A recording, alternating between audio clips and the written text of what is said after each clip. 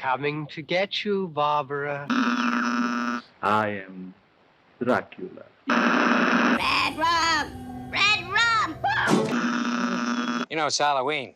I guess everyone's entitled to one good scare, huh? Dinosaur ain't no dinosaur. This is Darnish Horror Month. We all go a little mad sometimes. You've got red on you.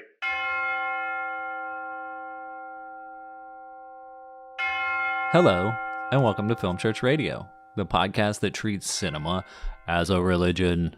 It's Sunday. I'm Brandon. I'm Ed. And we are here to talk about movies. Each week, Ed and I alternate picking a film for us both to watch and discuss. And this week, I picked Shaun of the Dead from 2005? Or is it 2005? It is, okay, 2004. Of course, you know, if you want to know what we're watching next week, you got to listen to the end of the episode. This whole month, it's October.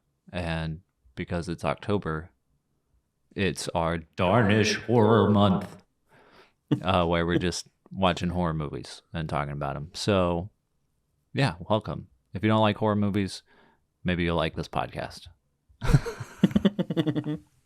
And if you do like horror movies, maybe you'll like this podcast. Yeah.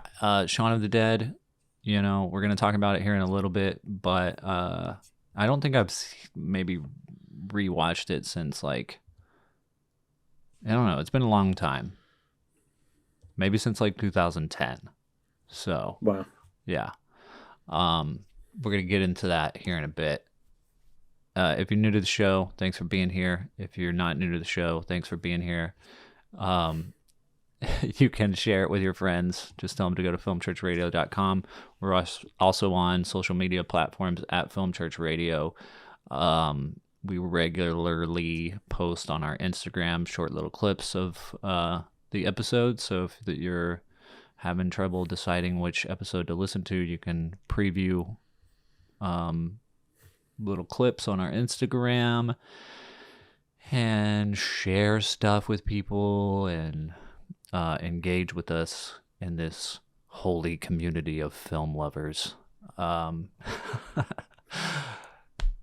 Before we discuss the film, we've got a little trailers section, which is also kind of like hymns before the main sermon, where we talk about other movies we've watched this week. And Lewis is going to go first.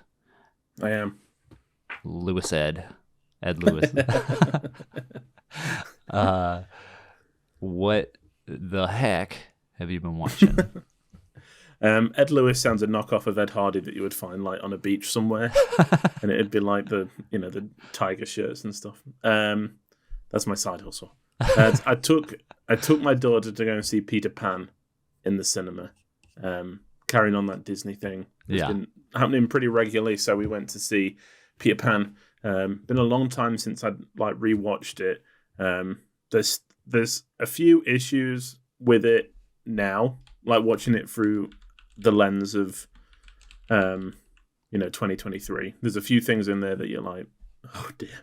But I feel like that's the same with quite a lot of Disney films. There's a lot that when you kind of are not a child anymore, don't sit quite right. Like what? But it's such like the representation of Native Americans. Yeah. In Peter Pan is really weird. What makes the red man red? That whole song. Yes. Got a good beat, but the words are like, yeah. Tinkerbell wanting to kill Wendy is pretty grim. Yeah. And she tries it constantly. But I feel like the stories are grim. This is, it's not, I mean, when you kind of, you look at it from our perspective, it's like Peter Pan doesn't want to grow up and he doesn't want to go home. That's the whole point. Like, he's been in this loop forever, Yeah. And it's kind of sad. Yeah, for sure. I mean, the film is really good. I feel like a lot of Disney films are maybe more for like girls, for little girls and stuff. There's a lot of princesses, especially those ones that have been like talked about and kind of celebrated a lot. And this is like such a boys' film. You know, it's like everything that a boy would be into in like a film. There's pirates. There's, you know, mermaids, there's battles with Native Americans. There's mermaids. There's flying. You know, Skull Island. exactly. Yeah, like all this stuff, and you're like, this is, you know, if I was when I was a boy, this was really cool, and I liked it a lot. And it's, you know, it's still got that wonder of when they're flying around London together and everything. It's still really fun. So yeah, I gave it 4 out of 5. Solid. I think the thing I try to do now is I try to, you know, just not let that influence me too much. You know, these things that, as long as I acknowledge them and I know they're there, I think it's like, okay, I've done my job. It's not like I'm going to be, I don't know, celebrating that fact. But as a whole, the film is really good, and I enjoyed it a lot, and my daughter enjoyed it. So, has she been talking about it afterwards at all, or any of those Disney movies at all that you all went to see in theaters? She loves Cinderella, so she talks about that a lot. Nice. But yeah, Peter Pan. I mean, my sister took her to see 101 Dalmatians as well, and she hasn't really mentioned that. Lauren said that my sister said that she got like a bit bored towards the end. Yeah. She didn't with Peter Pan, which was good, but she hasn't like been like, I want to watch more Peter Pan. You know? So yeah, I remember being pretty obsessed with Peter Pan when I was a kid. Yeah. Peter Pan and Spider-Man. Mm-hmm. Yeah. Yeah. You just like the rhymes. Yeah. That's the movie crossover we need. Yeah. Peter Pan and Spider-Man. But like isn't Green Goblin, he looks like Peter Pan. Yeah. He does. But with his little hat. Yeah. And his tights. And he can fly. Yeah. Yeah. But his happy thoughts are a little different. Exactly. Yeah. Exactly. No, like Captain Hook in that movie, in the cartoon, he's so great. There's a part of the movie that is just like ingrained in my my memory when Captain Hook is like, it's just a shot of him and he's like, Peter Pan will be blasted out of Neverland forever. It's just like, I don't know. Yeah. That's where the movie peaks. Yeah. He is, I think Captain Hook is a wonderful villain because he's like incredibly angry, but he is constantly being like shown up, you know, like from the very start, you know, he's not going to win. Whereas like with Cinderella, the you know, stepmother and stuff are evil from the beginning, and it's not until the very end that they kind of get some kind of comeuppance. Where he's constantly being like hit in the face by Smee, like knocked overboard, like eaten by the crocodile and getting out, you know. Yeah.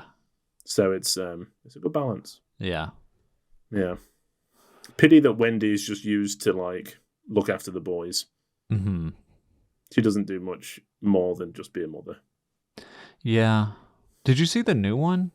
There's like I didn't on no. Disney Plus. It's like, I haven't seen it either. I think it's just called Peter and Wendy or something. Okay. But it's David Lowery, I think, did it. Oh, okay.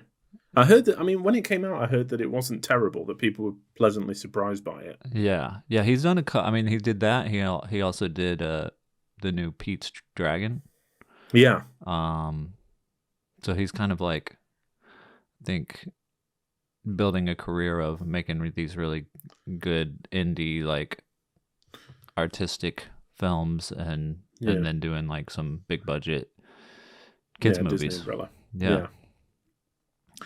I mean, he's paying the bills. Yeah. And you know, his credibility is still intact. So yeah, not many people can say that. And I don't know where he shoots his movies, but I'm pretty sure he's based in Dallas or lives in Dallas. Yeah. Oh, cool. Yeah. That's I think. awesome. Pretty sure. Yeah. Could be. I felt like I was in Neverland when I lived in Dallas too. So yeah. Probably. That's probably where he filmed it. You just lived on Skull Island. That's why you left. That's right. Too far away from the mermaids. And then the other film that I watched this week was inspired by last week watch for Film Church, which was Bram Stoker's Dracula. I watched Dracula from 1958, directed by Terence Fisher, with Peter Cushing and Christopher Lee, the Hammer horror Dracula film. That I think in America it's called Blood of Dracula, which is really confusing to me because there's so many like sequels to this with Christopher Lee that it's hard to kind of figure out which one's first. Yeah, exactly. Whereas in England it's just called Dracula. Yeah. And I assume very similar to Bram Stoker's Dracula, that it has something to do with the fact that Universal made Dracula in the 30s, and it was like an American studio couldn't call it Dracula because they still had the rights to it, or something like that. I don't know. So in America, it's called Blood of Dracula, I think. But yeah, so I watched that. It's really good. It's a really good spooky telling, kind of not super similar to anything else you've seen. It kind of follows the same storyline a little bit. But Christopher Lee makes an incredible Dracula. Really? Yeah. I mean, I figured he does, but I've actually never watched it, so. Yeah, because Bela Lugosi's quite small and squat. You know, he's a bit smaller. And so same with Gary Oldman. He doesn't feel big. Yeah. You know. Whereas Christopher Lee is like really tall and really slim. It's more like an Nosferatu. Yeah, exactly. And there's a scene early on where he kind of comes running through the door and his eyes are all bloodshot and he's kind of like hissing. And I was like, whoa, that's really good. You know, that was really scary. So, yeah, it's really good. But then the good thing is you've got Peter Cushing when Christopher Lee's not on screen, because there's a lot of time where he's not. He's just like, you know, like what's going on with all these people dying with, you know, puncture wounds in the neck. So he's not really in it. But then Peter Cushing is, and he's really good too. Sweet. So it like balances the both. Yeah. The review on Letterboxd, I know you haven't seen The Simpsons much, but there's a dog called Poochie on there for like one episode, and he's introduced to like a TV show called Itchy and Scratchy, and they're like, whenever he's not on screen, everyone should be asking, "Where's Poochie?" And I was like, every other Dracula film reminds me of that. It's like, when every Dracula's not there, you've got to be like, "Where's Dracula?" But this film is like, you don't need him. We've got Peter Cushing. Yeah. Which was really nice. So it didn't bore me at all, which was great. Nice. And it's only 82 minutes. So. Oh, wow. Okay. Short, sweet, sucks your blood, gets out. Yeah, I'm definitely going to watch it. It's really fun. I'll have to watch it before October is over. Yeah, it's really good. I recommend it. And of course, Zach recommended it too. Yeah. As one of his picks. So you can't go wrong with a Zach pick. Yeah. But yeah, that was it. I mean, it's been a small week in terms of watching. So just Dracula and Peter Pan. Nice. What about you? Yeah, same for me. I only have watched Marriage Story, or rewatched Marriage Story from 2019, the Noah Baumbach film. Yeah, we actually just put it on last night, and I figured I would fall asleep while watching it because we started it at like 11 p.m. But yeah, I mean, it's an incredible film. We've talked about it before. The scenes that are the one part that I think I probably enjoyed all of these parts of the film, when I saw it the first time, but the part that stood out to me again this time was the scene with Laura Dern where she's talking about women's place in society and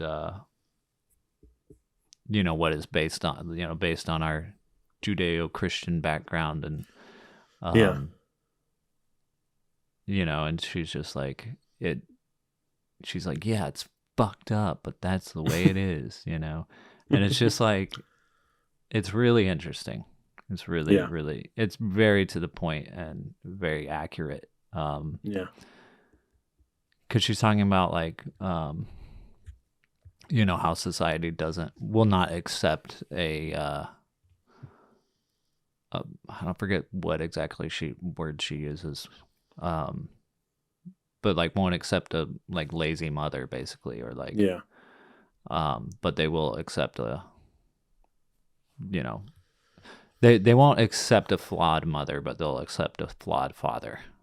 Yeah. And it's like, but you know, it actually doesn't matter whether society accepts or not. It's actually, it's what she's talking about. It's like based in the court system, Yeah. you know, no, like, you know, Yeah. Mm-hmm. they won't accept it. Cause like the scene opens with Scarlett Johansson, like talking about like, yeah, I'll have like a glass of wine sometimes, or, Yeah. you know, whatever. And I did some drugs in college and like, but it's like, those things should be fine. Yeah. But Exactly. Yeah. when you're in the court, it's like, no, just don't say that. Yeah. You know, you're not allowed to have flaws. And it's crazy because like everybody has flaws. Every human is flawed. Yeah. It's like no wonder there's a mental health crisis. I know. Yeah. Yeah. Because yeah, there's just so much pressure to, if you want to be successful, or if you want to like see your children, or like, you know, like things that should be basic human rights, you have to like I know. fight for. I don't know. Yeah. That's a little tangent there, but yeah, incredible movie. Like the setups and some of the scenes are just so good. It's kind of crazy because it relies, so much of the scenes rely on the actors' performances, and they all just nail it. Yeah. Like the scene where they're trying to give Adam Driver his where they're trying to serve him his divorce papers. Yeah. Yeah. Yeah. Like the tension in that scene is so well executed, but it relies so heavily on the actors to do it right. It's just wild. Yeah. It's one of the only films, sorry to interrupt, but when I first saw it, I can remember the scene where they're arguing and it kind of escalates and escalates and escalates until he like punches the wall. Yeah. I can remember at the end of that, like being like, whoa. Yeah. Like telling myself to breathe again, and then I had to rewind it and watch it again. And I don't do that with films. You know, I was like, I need to watch that scene again. Yeah. It was so good. Yeah. The whole thing's like that, though. I could watch it, you know, again and again. Yeah. Yeah. It's brilliant. Yeah, it is really, really good. Very powerful. Yeah. It also made me think of Noah Baumbach as like I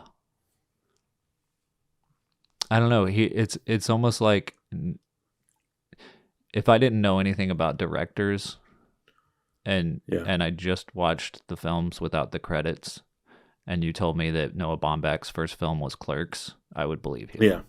Yeah. Yeah.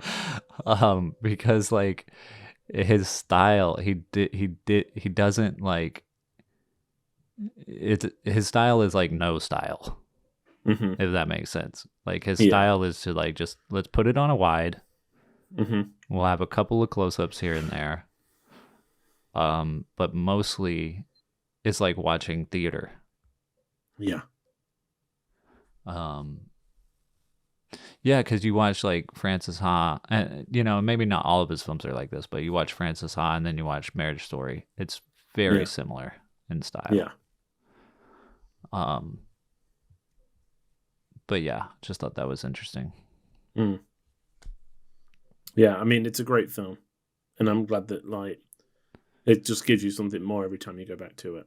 Yeah. Do you think that it was influenced by you watching Francis Ha? Do you think you got that like sense of it, like sense of him as a director because we just watched Francis Ha? Probably. Yeah. Yeah. Yeah. I think so. Yeah, and just thinking about, you know, the films of his that I have seen. Yeah. Yeah, I think I'm just paying more attention to just filmmakers' styles. Yeah. As a whole. you know, because I think, I mean, even with this show, I think we've started discussing that, and you know, we've taken a couple of filmmakers and just watched their whole filmography. Yeah. I think I'm starting to recognize like the through lines through some of these filmographies. Yeah, it's the whole auteur theory. It's just, you know, a filmmaker can influence like every, you know, their film, and it can be a representation of them, even though all these people kind of work behind the scenes to make it a reality. It's still their baby. Yeah. We are an auteur theory podcast, I think. I think so. Yeah. I do like films that aren't necessarily auteur works as well. Yeah. Yeah. But then, but there's so much joy. I mean, like Hitchcock, when I first discovered Hitchcock, going in and knowing kind of you were going to get tastes of the same through all of them were very exciting. Being like, hey, I love that. I want to see more of that. Oh, guess what? There's 4 more films with Cary Grant. You know? Yeah. I'm just being excited to watch them. Yeah, because it's kind of like, it's almost like a filmmaker becomes a brand. Yeah, exactly. Hitchcock more than anybody else, I think. Yeah, for sure. Yeah, for sure. Yeah. You know, because he had all the Hitchcock Presents and stuff. Mm-hmm. You know, Hitchcock Presents like books and stuff too. Yeah, yeah, did annuals and loads of stuff. But yeah, I think why some of these auteurs become successful as well is just because, I mean, they also work with the same people over and over again. So it's all of the people getting on board with the idea of the auteur and the brand as well. Yeah. You know, so I think credit is due equally probably to the filmmaker and the Agreed. and the crew, because it's like the crew has to definitely believe in them. Yeah, exactly. And it also creates the same style throughout. Yes. So we could do a whole show on the like directors. Yeah, I'm sure Every show is about directors. So yeah, pretty much. I know what I'm talking about. We're probably, I mean, we're going to talk about it in the next bit anyway. Yeah, no, definitely. Yeah. Yeah, I feel like even when, like, especially when a filmmaker, quote unquote, auteur filmmaker becomes established, even if they do work with a different crew or a different like cinematographer or whatever, it's usually that cinematographer trying to imitate their style. Yeah. You know? Mm-hmm. It's interesting.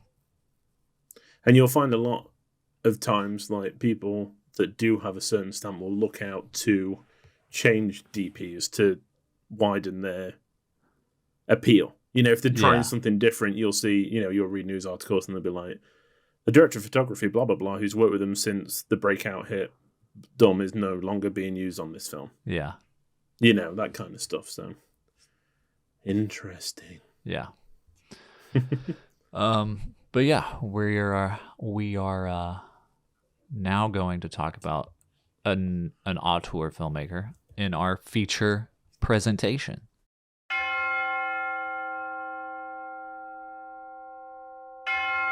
Shaun of the Dead, 2004. A romantic comedy with zombies. Shaun lives a supremely uneventful life, which revolves around his girlfriend, his mother, and above all, his local pub. This gentle routine is threatened when the dead return to life and make strenuous attempts to snack on ordinary Londoners. My God, I cannot get through this sentence. Londoners. I don't think I've ever thought or seen the word Londoners. Is that really how you say it? Londoners? Yeah. Or Southerners to us. Londoners. Interesting. Yeah. So London is kind of like Southerners. Yeah. Are they conservative? A mixed bag. I would say. Yeah. Depends. There's a lot of money in London. Yeah. So with that, there's a lot of opposing ideas, I guess. Yeah. Londoners are perfectly fine. That's interesting. In my mind, throughout my whole life growing up, London is like east, Yeah. northeast, Yeah. very far away. Mhm. But I guess for you, it's like more South. It's south, Yeah. just down there. Yeah. That's so weird. It is weird because I don't feel like this film feels like a London movie. Yeah. Do you know when you I know Notting Hill is like the quintessential one, but you feel like that's London. Mm-hmm. And this doesn't feel like London to me. Or like Peter Pan. Yeah, Yeah. exactly. Yeah. Weird. Yeah, so Edgar Wright, filmmaker Edgar Wright. extraordinaire. Yeah. You gotta love him or you gotta hate him. How do you feel? I love him. I love him. I love him. I think I think for a while, a lot of the hopes of the British film industry kind of rested on his shoulders because he was making like British movies with British casts and like really, and it was kind of going, transatlantic. It was going across the pond and really, hitting with different people. Yeah. Which was great. And I love that he's kind of stayed close to what he wants to do. I know that for a while he was going to be working on Ant-Man. Yeah. And then for creative differences, like dropped out, which, is probably for the best. I'm quite glad that, he's still making the films that he wants to make and doing well off it. Yeah. He's not tied to a studio or anything. Yeah. Yeah, for sure. How do you feel about him? I like him. I always enjoy his interviews and hearing him talk about film. Yes. is so infectious. Mm-hmm. His movies I have an interesting relationship with, especially I feel like Shaun of the Dead, because when I watch his movies and when I watch Shaun of the Dead, I'm like, I'm looking at them so hypercritically. I'm like sitting there with my arms crossed. I think there's like some jealousy there, you know, where I'm just sitting there with my arm crossed, like, I could do this, you know? But when you like start breaking his films down, like he makes it look so freaking easy. Mm-hmm. And I think that is maybe where the jealousy is coming from, because they're so clever and so well done and so thought out. Like every cut is perfect. The pacing and timing, the shots, the writing, all of it is just seamless and just clever. You know what I mean? Yeah. That he makes it look easy, but it's not. It's definitely not, and it definitely took a lot of time to get, this final edit and to, get these shots perfect and have everything match and make sense. I think my appreciation for him is only kind of just starting to brew up a little more, because he's been somebody I've kind of passively followed. Yeah.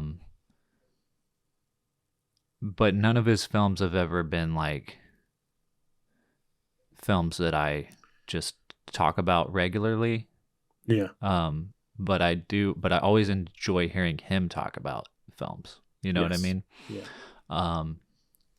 So yeah, I mean, after watching this, I really want to go and back and watch Baby Driver again.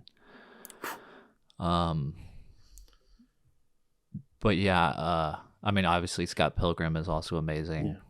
Yeah. I think Baby Driver really drives home the fact that every one of his films there's like a beat to them, and you're watching it and it's kind of like there's a certain. It's kind of like a repetition. It's like, when you listen to kind of, I mean, in here they mention electro. So if you listen to kind of like electro music, or techno, and it's kind of like there's an underlying beat that keeps you kind of going. Right. His films are very similar to that. There's always like things are done like perfectly in time, so it's kind of got your attention. Nothing ever it feels like you're constantly moving forward. Yeah. And they're so easy to watch because of that. Yeah. There's not a scene in it that doesn't feel relevant, or it's not like, dancing to the same beat. Yeah. And this is a perfect example of that.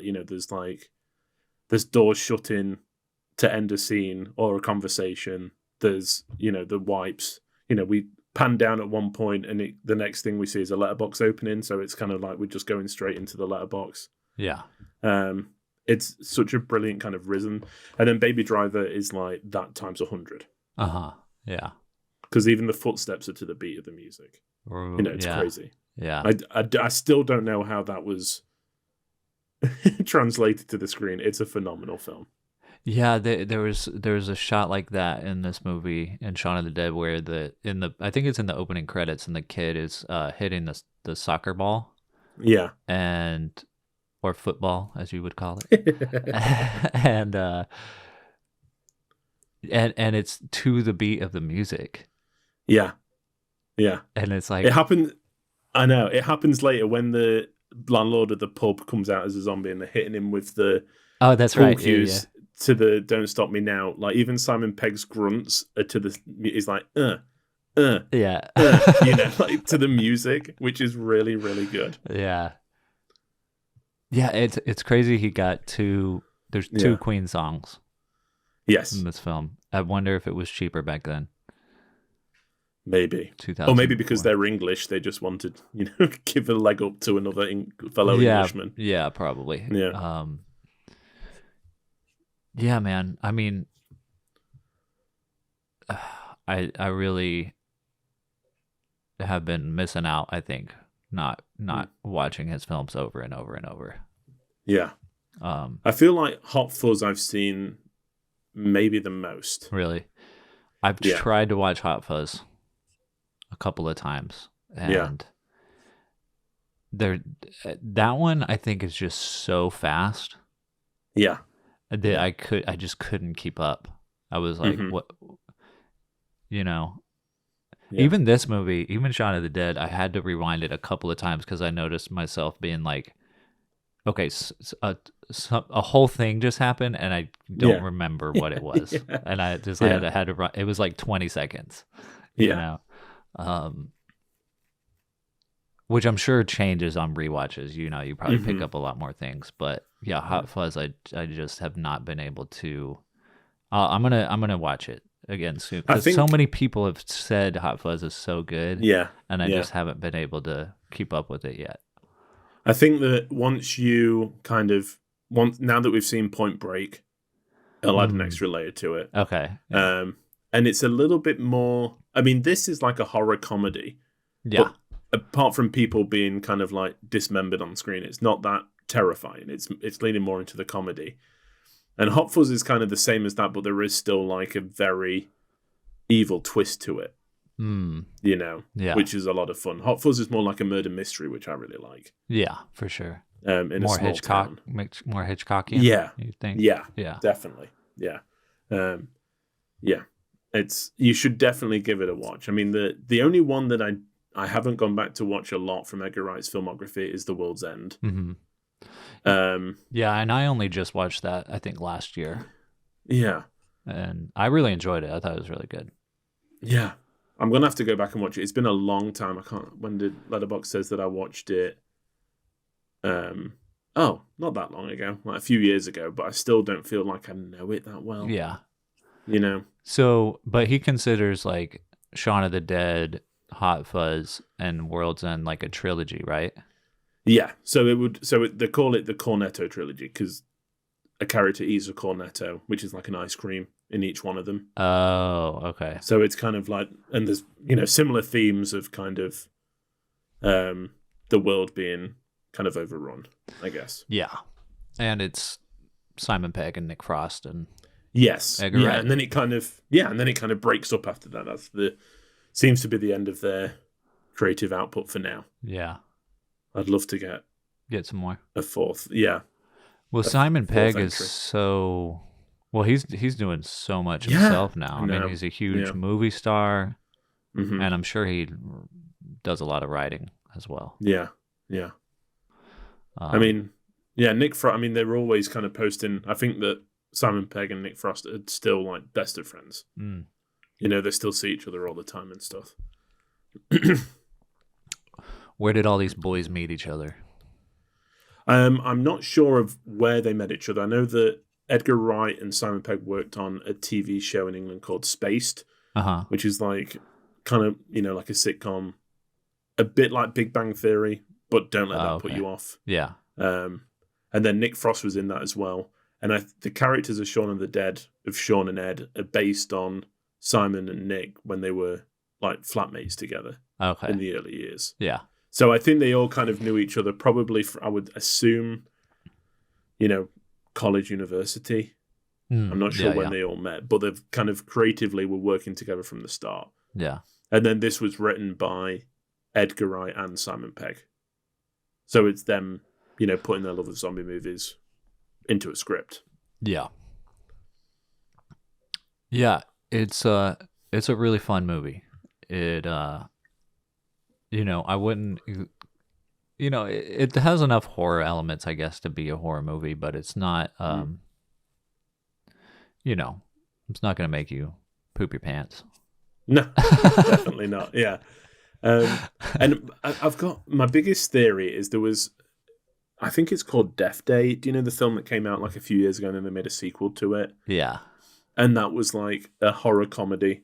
And like I can remember at the time my big proclamation was horror comedies are not designed to be horror comedies. It's just when the horror isn't scary.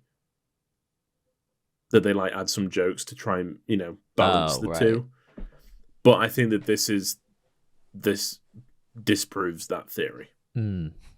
Because it's still, a zombie movie and there's still people being like eaten alive, but it's still really funny. Yeah. And it balances I think both it's really well. I think it's mostly funny. The horror, the drama parts of it, I don't know. They're more enjoyable. They're not like, you're never like terrified necessarily. No. And even like, when someone dies, it's like funny. Yes. Yeah. Like the is it David? Or is that his name? Like the annoying guy, he finally gets killed and they just like dig into his stomach. I kind of wanted to see more of that kind of stuff. Yeah. I love that. I love after they dig into his stomach. That's the one I always think of, like the death. I love how his arms, head, and legs just pop off. They're just pop right like, up. Yeah, exactly. Just like, boop. Yeah. Yeah. But I still think there's those like really well worked, like emotional scenes. There's like the one with Philip in the car when he's like, "I've always loved you, Shaun," which was really sweet, and then with his mom as well. Yeah. They work really well, which I think is hard to get, because the tone, they shift so quickly with that tone. Yeah. It's kind of Ed's driving, hitting zombies like there were Skittles in the road, and then it cuts to that, and you're supposed to kind of do like a 180 in how you feel. Yeah. Yeah, definitely. Yeah, I think it balances that stuff really well, and then it just brings comedy right back into it. Yeah. I really like the end of that scene where he's like yelling at his mom, and he's like, "Is it Ed? Ed is the guy? Is his stepdad?" And he's like, "That's not him, Mom. That's there's none of him left." And then he like turns the music off. But there's so many like perfectly timed jokes like that. Mm-hmm. It's great. I think my favorite joke is when he's like, "Let me just go and have a look," and he climbs up the kid's slide. Yeah. And he's like, his whole demeanor has changed when he comes back down. Yeah. Yeah. There's a lot. There's a lot. Yeah. Yeah, there's so many good things. And the practical effects are great. I don't think there's any CGI going on. No, I mean the filmmaking. I mean, there's confident filmmaking here. I know that a few weeks ago we talked about kind of the one-shot movies briefly when we talked about a film that you had watched, which the title escapes me a little bit. Yeah, Victoria. But there's elements of that when they go to the shop, which is not only do they do it, once, like that continuous shot following into the shop in and then coming back out back to the house, but they do it twice. And they're both in unison, but with different surroundings. Yeah, exactly. Yeah. Which is, I think that they are the most impressive scenes because we get it the first time and there's that rhythm to it. Like we follow him across the road, he goes and, we get the setup. Then it's the exact same movement of the camera. Mm-hmm. He trips over the same curb. Like there's the same guy, like homeless guy asking for money. He goes to there's all the same elements, but it's kind of, I'd love to watch them side by side. I'm sure it's on YouTube. Yeah, I think it. Yeah, side by side, and just see how perfectly close they are together. Yeah, because I'm sure it would be like to the second. Exactly. Yeah, that's the insane part. It's crazy. Yeah. So I was listening to an interview with Edgar Wright on movies to be buried with. Yeah. And he was talking about, the filming Baby Driver. Yeah. And the meticulousness of some of those scenes and how, just like a small sequence would take weeks. And they kept having to call back John Bernthal, to come and get some shots that they didn't get or whatever. And Edgar Wright was kind of apologizing to him, like, sorry, keep having to call you back and this and that. And he said that John Bernthal was like, hey man, if it was easy, any asshole would do it. and like, yeah, he like Wright was just saying that kind of like stuck with him for a while after that, just because he's like, it's like, it's true. Yeah. Mm-hmm. And I've been thinking about that too, and just like, you can really tell, especially today, it's very easy to, I feel like because we're just so saturated with content, not only do we have like multi-million-dollar big budget Hollywood movies being made, we have multi-million-dollar big budget TV shows being made, and everything in between. Yeah. I mean, there's movies being made for nothing. There's movies being made for a couple $1,000. There's movies being made for tens of thousands, hundreds of thousands. 1 or 2 million is even considered low budget, Yeah. There's YouTube. So many things on YouTube and TikTok and whatever.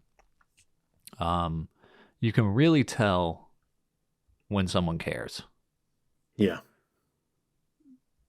Because it's kind of crazy. Like when someone puts in a whole lot of time to make a movie, or even if it's a video, you can tell the difference. Yes. And it seems like it should be easy because technology is so accessible now than it ever has been before. But even if you have all the best whatever, you can tell when someone put in the effort. Like, I mean, like you look at like Bo Burnham's Inside special. Yeah. And then you watch like the behind the scenes stuff, like the outtakes that he did, and you see how many times he did some of those bits over and over and over to get it right, to get the timing right, to get the lighting right, to get the emotion and the joke right. Yeah, if it was easy, any old asshole would do it. Exactly. Any old asshole does do it, but they're definitely, there's a reason that Edgar Wright is working at the level he's working now and kind of got sifted through the crowd. Yes. I still don't, he's the kind of person where anything he puts out, I'll watch. Yeah. He did a documentary on a band called Sparks, called the Sparks Brothers from like a couple of years ago. And I knew like one song, but not enough to be like, oh, this is Sparks, but I still watched it. So I was like, it's Edgar Wright. I know it's going to be entertaining, and like he's going to give as much credence to this band as needed. Yeah. And he's going to do them justice. Yeah, he's very singular, and I'm glad that he's making movies. Yeah. And I hope that it continues for a long time. Yeah. I really want to watch his, I know he's got like a student film or like an early film called Fistful of Fingers. Yeah. We definitely should watch it. We definitely should. I want to see if it's available somewhere. It's got to be. Yeah, just going through my notes here on Shaun of the Dead, just a few things that I wrote down. Like, I love all the matching shots. Mm-hmm. I loved when he's like flipping through the channels and like the end of each sentence would connect with the next channel. It was freaking brilliant. Yeah. It was crazy to me that like when we actually get like when we get them interacting with the first zombie, and we do see like hints of it throughout. Yeah. But when they're actually interacting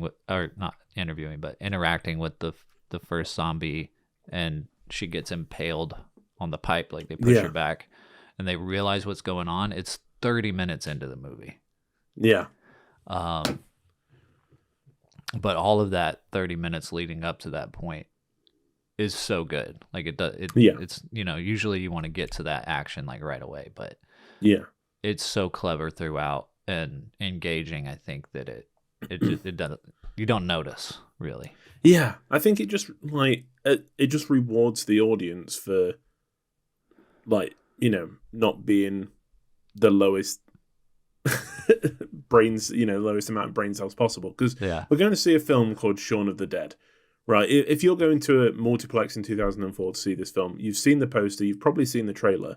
You don't need all this preamble of like, there was a virus that took over the world, and this is what, this is slowly coming. We know there's going to be zombies. Yeah, and this is very simple. Like, we don't care about that. We just care about you getting to know these characters and getting some good jokes in about us living like zombies now before the apocalypse happens, to get us through to when it does, everything starts kicking off.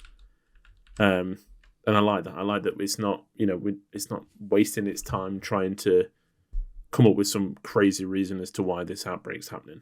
Yeah. And same with the end. The end doesn't waste its time being like, and then there was a cure and everyone lived happy. It was just like, nope, the army's here in London. It's the end of it. Yeah. It just seems to be a 24-hour thing. Yeah. Which is great. Yeah. And I really liked the end where they like integrated these zombies into society now. There's like they've just found a role for them. Yeah, they're working in the service industry. They're which I don't know if I like too much, because it's like kind of being like, you could be a zombie and do this job. Yeah. But the game shows. I think it might have worked.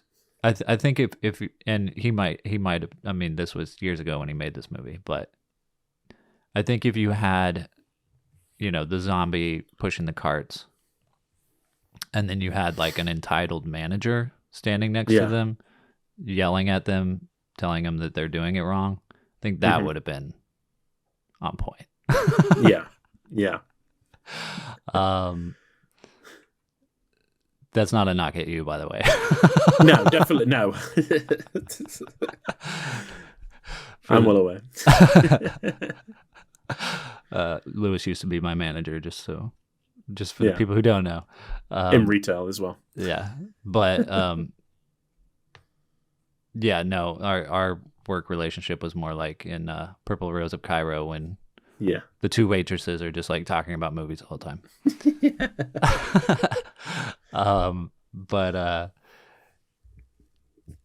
Anyway, I love, and then there's like the game show Zombies, and then and then of course, he plays video games with his friend in the shed. Okay.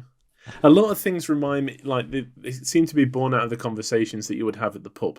Anyway, You know, like if you're a fan of horror movies, like, do you think you would notice straight away if there was a zombie apocalypse? You know, that's the kind of question that you would ask to get the conversation. And then what would happen if there was like a cure? What would we do with all the zombies? Yeah. Would we keep them as pets? You know, kind of, you know, how would this go down? Yeah. Which I like. It's kind of another side to it that as the audience we never see. Normally it just ends with our heroes escaping or perishing. Yeah. You know, where this is kind of just a bit more around the fringes. Yeah. And the fact that they decide to take solace in a pub is fantastic. Mm-hmm. Yeah. Yeah, That's definitely. where every Brit feels the safest is in a pub. So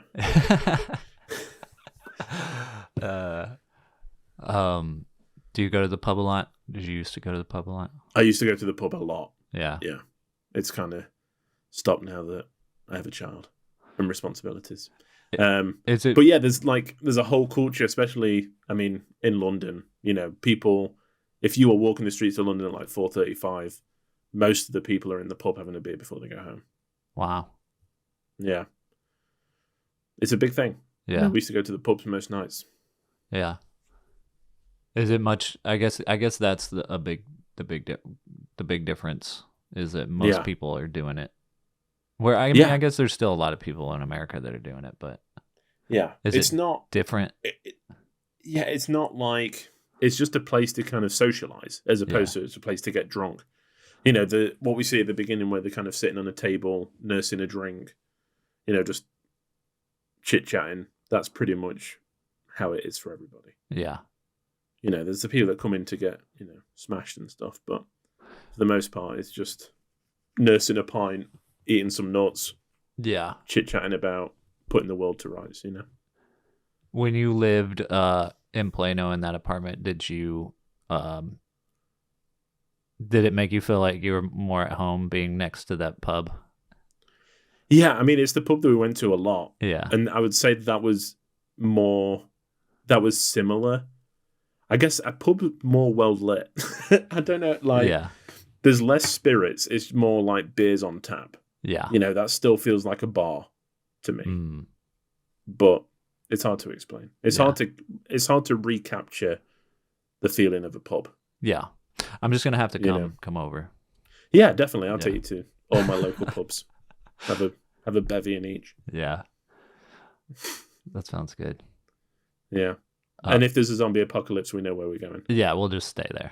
We'll just lock the doors. That's right. Exactly. Take the rifle, the Winchester down. Yeah, a couple of other things. Like on the news, they were like the Church of England has now joined other extremist religious groups. I just like that little like. Yeah. It's just it is an extremist religious group. Mm-hmm. It already was.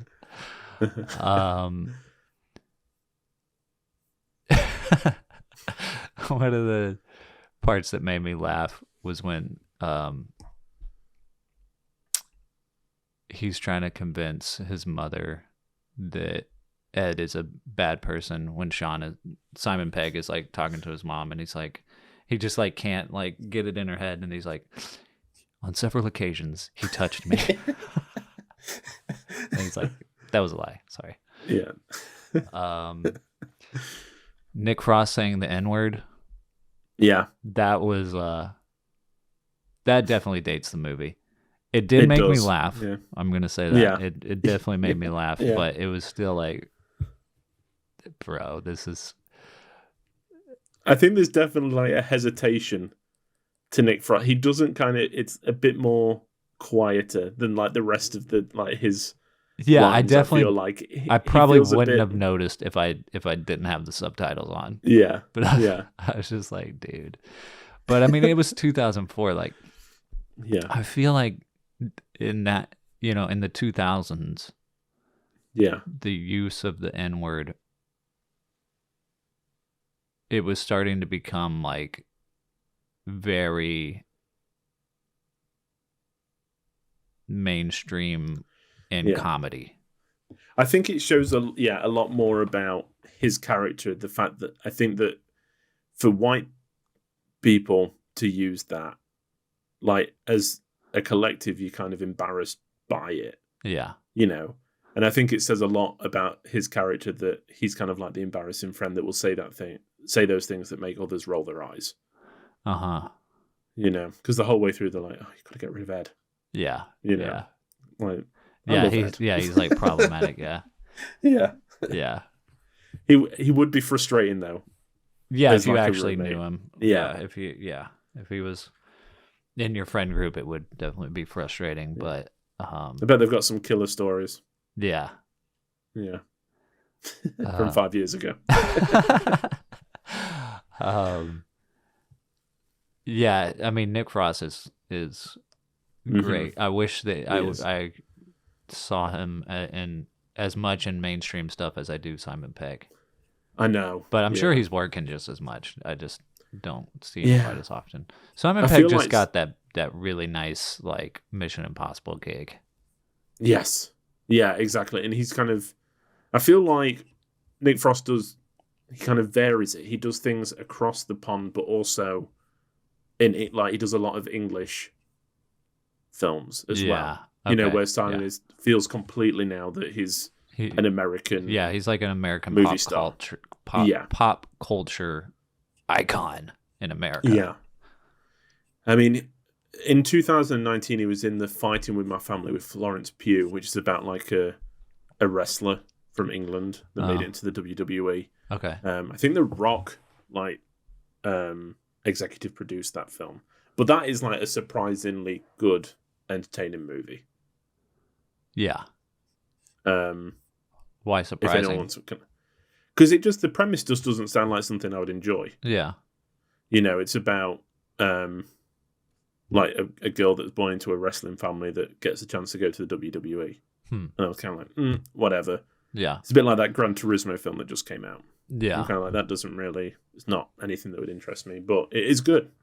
It's, you know, a good story and the performances are really good. And Florence Pugh you could tell she was going to be huge, you know. Yeah. So, but he was in that. And he's been in some other Englishy stuff, you know. Yeah. It's yeah. great. Martin Freeman, barely in it. Mm-hmm. Yeah. Do you know the connection to one of the main cast members for Martin Freeman? No.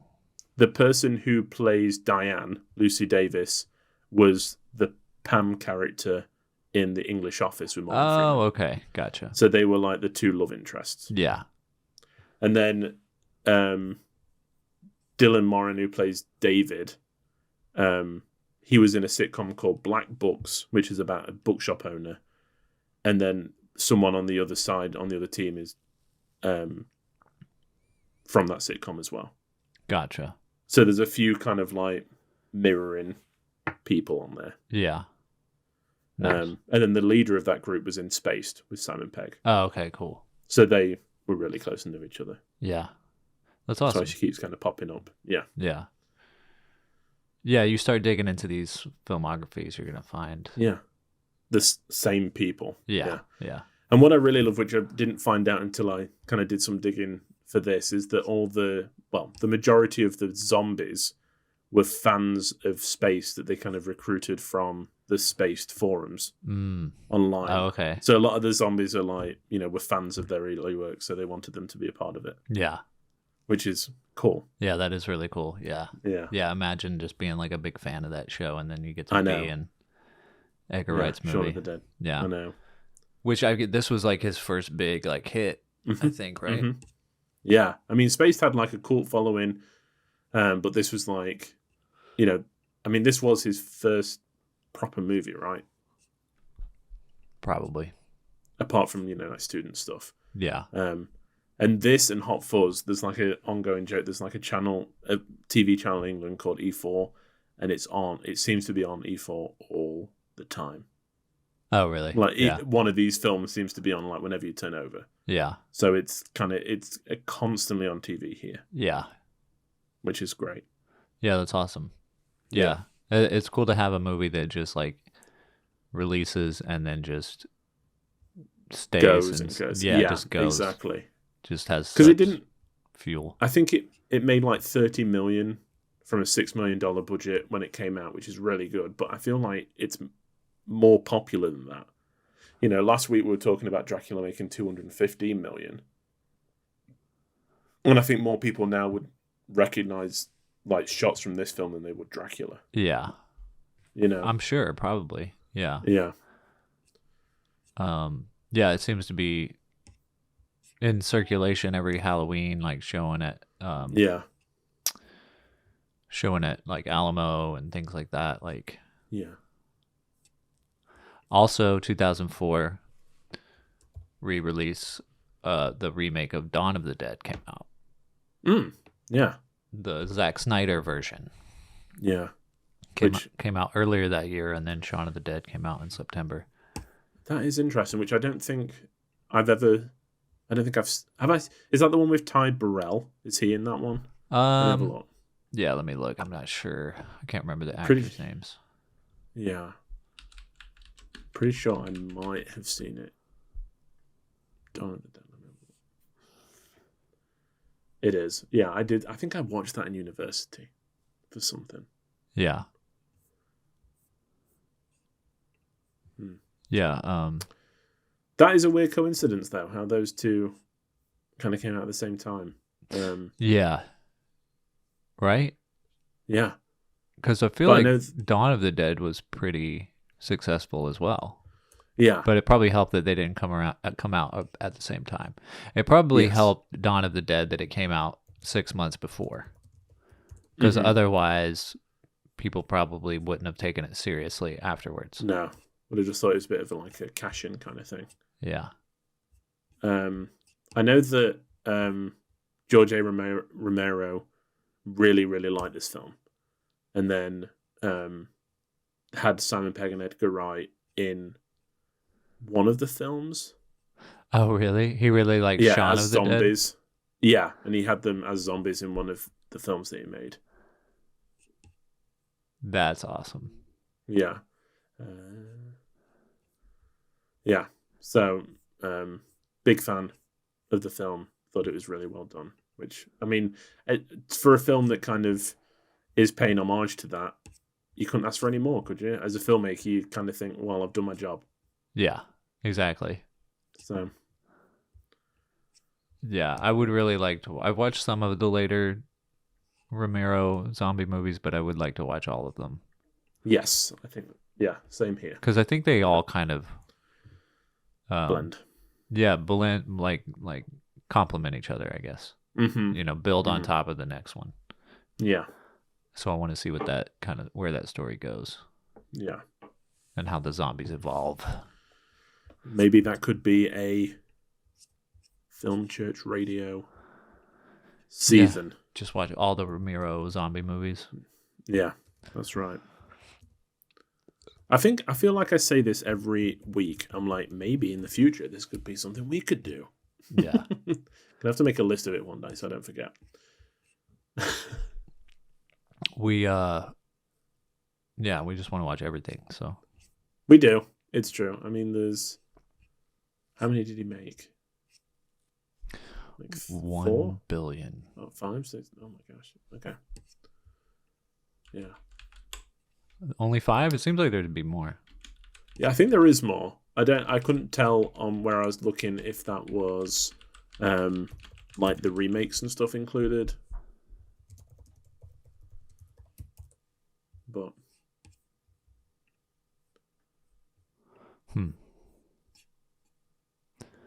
George Romero's Dead series: Night of the Living Dead, Dawn of the Dead, Day of the Dead, Land of the Dead, Diary of the Dead, and Survival of the Dead. Cool. Enough to get our teeth stuck into those. Yeah. 6 is a good number. It is. For zombie movies. Watch this space.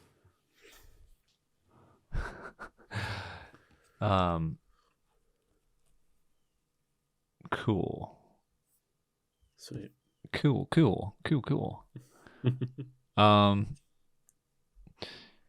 What else? Okay. I want to know what the pole with the tennis ball is. Is that a British thing or am I just clueless? I think it might just be a British thing. It's it's kind of like to play tennis on a small area. So the pole sticks in the ground and the tennis ball is like on a rope, and you stand like either side and you hit it to each other. And if you miss, it wraps round Right. Okay. the thing and you kind of lose a point. Yeah. I think we do I have guess. that in America. It's just Yeah. it's like a dodgeball ball. Oh, okay. And Yeah, you here just it's slap like it with your hand. Yeah, okay. Yeah. We're a bit more civilized. We use rackets. Yeah. Yeah, but I haven't seen those in a long time. I don't know if people still No. have those. Yeah, I mean, I haven't. I think we had one when I was a kid, but I can't remember seeing one, recently, or being aware that seeing them in shops or anything. Yeah. So Interesting. Just a few like the part where he's like, he's not my boyfriend, and then he comes up and he's like, might be a bit warm, the cooler's off, and he's like, thanks, babe.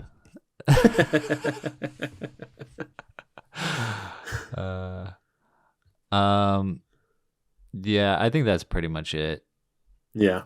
And this stuff that I got here. I mean, if you haven't seen it already, definitely go and see it. It's such a good time. Yeah. Yeah, it is. It's great. It's fun. I hope you had as much fun listening to us as you did watching it. And if not, you can leave us a review. Tell us how much you hate us. So, do we want to guess what we rated the film? Yeah, we sure do. I guess that you rated it 4. All right. 4 stars. I'm going to guess you rated it 5. Yes, you would be right. Ha It is ha. a stone cold 5-star classic for me. Dang. It's a great film. I love it. Yeah. And I think every time I watch it, I don't get bored by it. It's still funny. Yeah. It's great. Yeah. Sweet. 2 thumbs up. 2 films up. Yeah, I think 4 is right. Yeah, I think that hits the money. Yeah. I think it'll probably go up the more I watch it and other Edgar movies. Mm-hmm. But yeah. Yeah. Yeah. Yeah.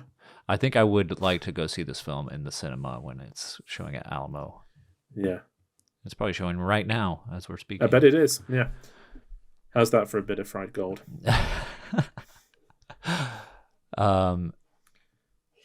So what does that mean for next week? What are we watching? So next week, I have taken my inspiration from Edgar Wright, who is a big cinephile, lover of movies. He has got a list on Letterboxd of his top 40 films. And one of them is a film that I've been wanting to watch for a while, and that is Don't Look Now from 1973, with Donald Sutherland in it. They were just talking about this on Brett Goldstein's podcast. Yes. Supposed to be one of the greatest British horror films of all time, maybe one of the greatest British films of all time, and I haven't seen it, so that's what we'll be watching next week. Awesome. I'm excited for that. Yes, me too. But that'll be next week, folks. That brings us to the end of the show. You can find us on all the social medias at Film Church Radio, or you can follow us individually on our letterboxes. I am at Selmascope, and Lewis is at Walker Lewis 3007.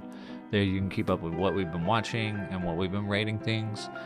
We also have all of our back episodes streaming on Barbie's Back, and you can find us on all good podcast platforms. Please leave us a rating and review.